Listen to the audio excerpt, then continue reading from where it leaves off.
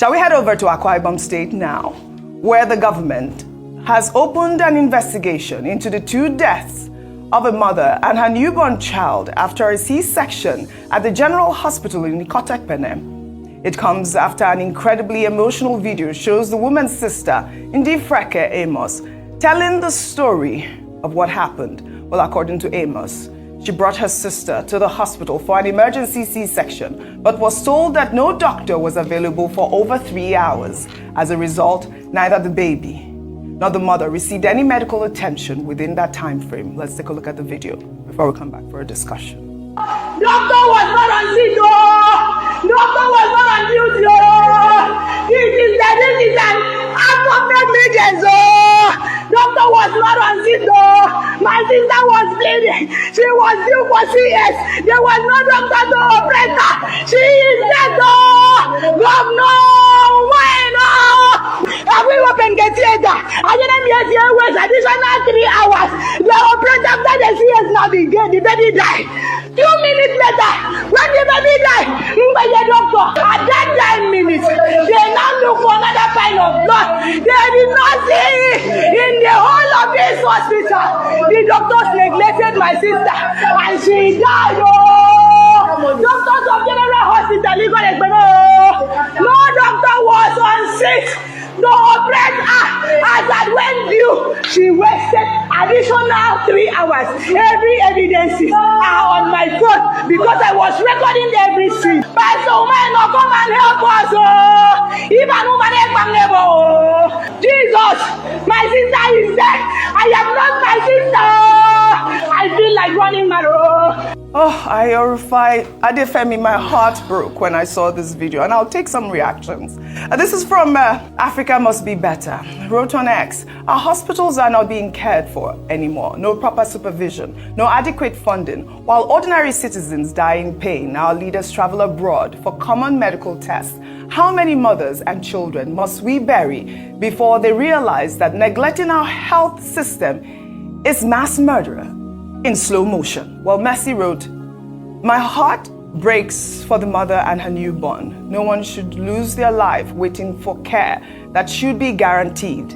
This is a tragedy that exposes the failures in our healthcare system. Rest in peace, both souls. In a statement, the Akwa Ibom State government said, in part, His Excellency Umo Eno deeply sympathizes with the bereaved family and has directed the Honorable Commissioner for Health to immediately set up a high-powered commission of inquiry comprising medical and legal experts to establish the circumstances surrounding this tragic incident and recommend measures to prevent future occurrences. In a similar vein, a woman lost her twins after she was unable to raise 28,000 naira. The woman's journey began after she was spotted by a good Samaritan, Joy Ondeku, walking the streets of Abuja looking for the money. Ondeku offered to help, paying the 28,000 naira and even bought items for the twins. Unfortunately, Ondeku's kind gesture came too late. The woman's babies had already died in her womb and showed signs of decay upon delivery. God knows the best, please. I'm so sorry. I can't think that I will see you out my spirit. I'm so sorry. No, it's okay. It's okay. It's okay, please. Oh my God, please. Is it since I'm feeling as a limit, I don't have the money to confirm that they have already died inside me for some days. They are beginning to begin. Jesus. My husband is he's a good man and he's a responsible man. It's just that when you don't have opportunity of something in life, to look as if you are not a responsible person. So sad, Ayo. 28,000 naira. Yeah. No, I totally understand. It's very emotional and it's very sad. And I hope that the emotions will provoke action. But unfortunately, we've seen this many times, and we often say that the sanctity of human life in Nigeria, we don't respect that anymore. I think we've seen so many deaths and so many, irresponsibilities that it's now become normal. We become desensitized to this. So we see this, and the best we can say is, Oma show in Yoruba parlance, which is, so sad, and then we move on to the next. Back to back, we've had 3 terrible stories and 3 terrible deaths of young people that are preventable. I think that's the key word, that they are preventable.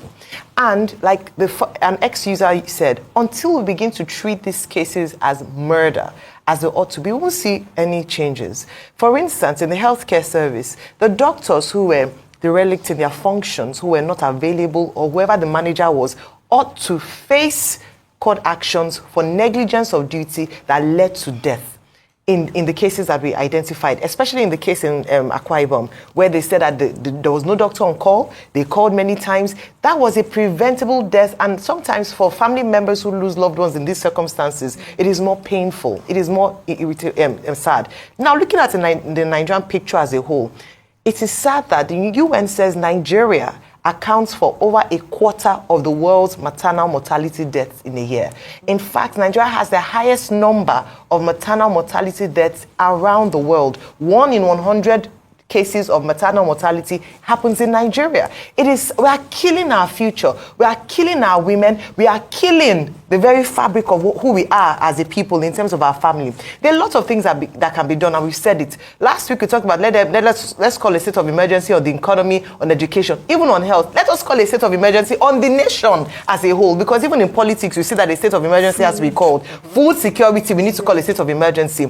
The Minister of Health is doing a lot. In fact, last year he launched the Maternal Mortality Reduction Innovation Initiative, November of 2024, and in response to the high rate of deaths that are preventable, particularly maternal mortality deaths. But we can see that it hasn't yet affected, the effect of it hasn't been felt. I'm glad that we're taking action towards this, but I believe that if we're not careful, the state of our healthcare will be comatose. We will continue losing people because of money, poverty levels, and because of the responsibility of people who are supposed to manage the healthcare of our nation. It's very sad. I mourn with those who have lost their loved ones, and I thank all those who in their magnanimity have given money out of their private funds to look after people. It's a sad story to be a woman in Nigeria, and you go into the labor room praying because anything can happen. This is not the case in other parts of the world. We've normalized bad things, and we need to fix it. This is good. Thanks for sharing that, Rufai.